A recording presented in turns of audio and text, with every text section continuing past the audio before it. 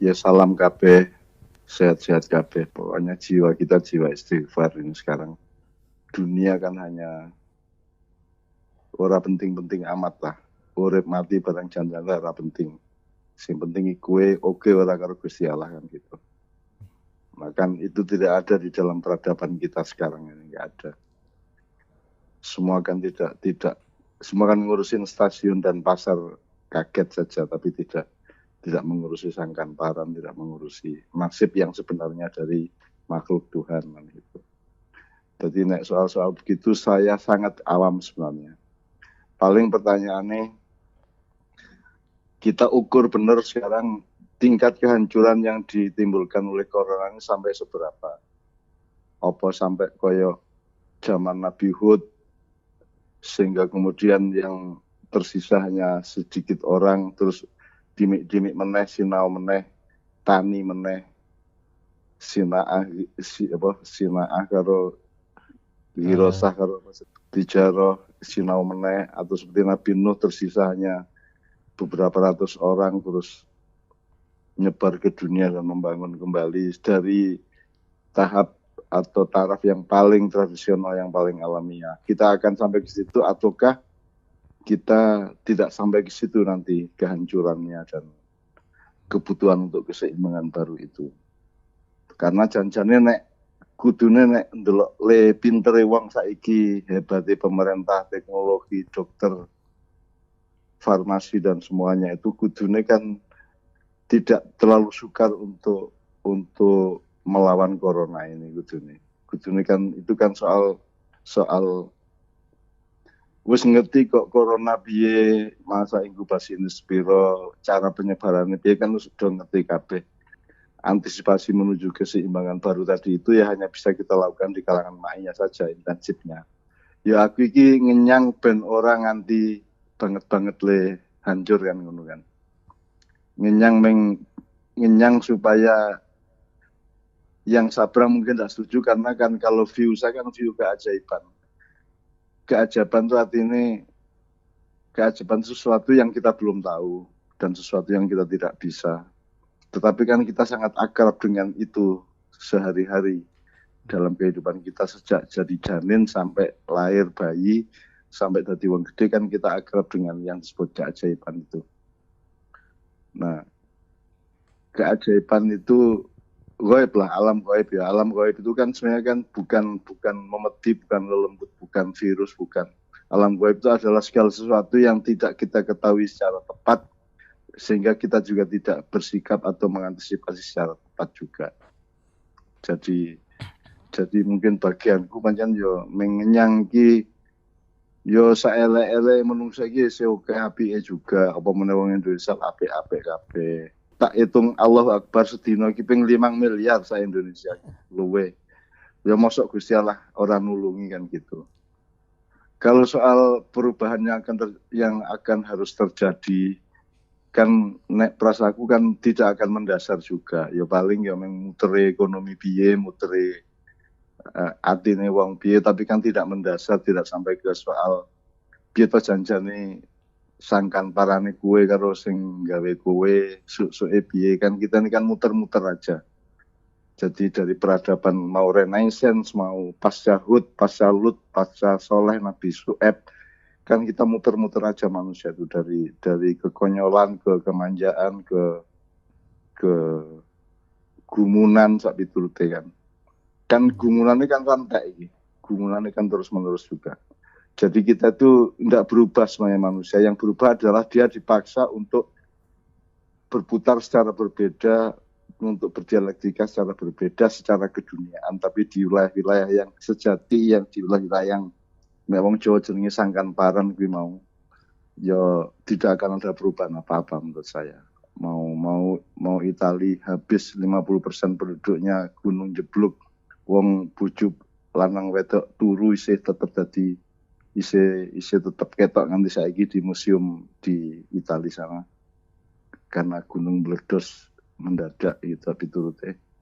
Nah, tak baleni soal bagianku, saya kira memang saya tidak terlalu memahami hubung-hubungannya wong dunia untuk dunia ini gitu loh. Aku memang bagian ndelok kemungkinan iki sepira to iki lak nek azab Allah lah ya dudu to iki. Iki menungso dhewe sing pancen sembrono kan gitu. Semua tulisan saya kan juga tidak populer dan tidak relevan terhadap urusan corona sebenarnya. Saya hanya ngancani jamaah ma'iyah ben ngepake awake dalam keadaan kaya ngene iki iso luwih akurat terhadap nasibnya hari ini dan besok. Karena urip mati itu kan teknis, itu kan cuma soal ruang waktu saja dan soal transformasi aja.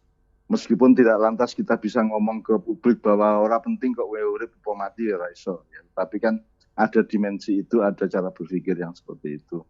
Bahwa sanjane iki sing penting kuwi iki ora dinusane Gusti Allah.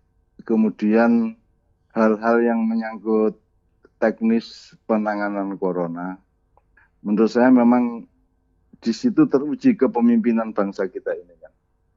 Jadi nek saya itu pokoknya gini lah. Satu,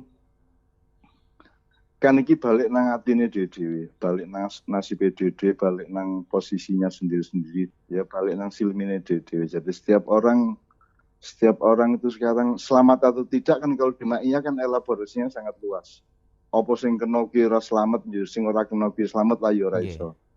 Kan gitu. Jadi apakah yang mati itu tidak selamat, yang hidup itu selamat kan juga relatif. Karena keselamatan yang sejati adalah orang di perkara karo Gusti Allah. Nah sekarang perkara karo Gusti Allah sing kepriye kan sing entoke Gusti Allah. Sehingga itu yang disebut qadha dan qadar. Itu yang disebut qadha dan qadar. Rukun Islam ke-6 itu.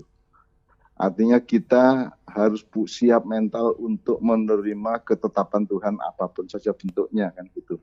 Dan bentuknya bukan kita yang meregulasi, bukan kita yang menentukan, tapi Allah yang menentukan. Nah, kalau kita kembali ke situ, mudah-mudahan terus Gusti Allah jadi sayang dengan kita punya sikap pasrah seperti itu, mudah-mudahan itu menghasilkan rasa ora tegone Gusti Allah nang awake dhewe, dan karena kita juga masih ditugasi macam-macam dalam waktu yang mungkin cukup panjang setelah sekarang ini, sehingga mudah-mudahan Tuhan tetap memberi tugas kepada kita, bukan tetap tidak membunuh kita atau tidak mematikan kita, tapi mudah-mudahan kita tetap dipercaya untuk bertugas. Semua teman-teman Ma'iyah di tempatnya masing-masing oleh Tuhan masih diberi kontrak untuk melanjutkan perjuangannya. Salah satu efeknya adalah gue tetap urip kan gitu, aku tetap urip kan gitu. Meskipun tetap saja qadha dan qadar itu sejak awal sudah kita sumpahkan kepada Allah, kita akan terima qadhanya maupun qadarnya. Qadha itu artinya adalah hukum timbal balik dari perilaku kita di hadapan Tuhan, terus Gusti Allah nggawe vonis apa kan manut. Kalau qadar itu kan terserah-serah Tuhan arep nguripke sapa mateni sapa kan terserah-serah dia, itu namanya qadar. Kalau qadha itu ada hubungan dialektis dengan perilaku kita. Nah, mudah-mudahan satu, kowe dhewe yang ikut streaming ini mudah-mudahan selalu berjiwa istighfar. Nomor 2, teman-teman jamaah Ma'iyah juga mudah-mudahan merupakan faktor yang menjadikan Allah menyelamatkan seluruh bangsa Indonesia. Nomor 3, rakyat Indonesia menurut saya kan rakyat yang terbaik di dunia. Dalam keadaan koyo ngopo wae mereka itu daya survivalnya luar biasa tinggi. Sedia koyo ngopo ki guyon ya toh. Menurut saya ada opsi dari Allah bahwa tidak ditolongnya manusia oleh Tuhan itu kan bisa tidak karena dia sendiri, tapi ada yang namanya syafaat, ada yang namanya barokah, ada yang namanya kolusi atau hak prerogatif kan itu. Jadi kan Gusti Allah kan ngomong, aku ora kira mengadab wong-wong sing karo kowe kuwi kan gitu kan. Ganti cukup kowe selawatan, cukup kowe seneng Kanjeng Nabi, kowe wis bebas adab Allah. Itu. Bebas adab Allah tidak sama dengan tidak mati loh ya. Itu artinya kita selamat dalam kehidupan yang abadi nanti, yang orang tidak percaya sampai hari ini. Nek prasaku ya sejauh ini ya. Ora kaya sing kok khawatir ke banget. Itu bukan berakhir, tapi itu akan segera mereda. Bentuk redanya itu juga tidak bisa kita regulasi, tidak bisa kita rumuskan, tetapi nek prasaku sangune wong Indonesia ki luar biasa di hadapan Allah. Rakyat Indonesia itu demenake, dan menurut saya kok Allah akan tetap memperhitungkan keselamatan bangsa ini berdasarkan lain demenake rakyat Indonesia kuwi gitu. Tolong teman-teman tiap malam selalu sholat malam dan selalu minta kepada Allah. Jadi istighfar sing akeh. Nek kesuwen astagfirullahaladzim, astagfirullah tok wae. Astagfirullah. Oke. Terus ya hadiah mungkin jaluk petunjuk dan selalu niteni ngimpimu apa. Nanti ada simbolisme di situ.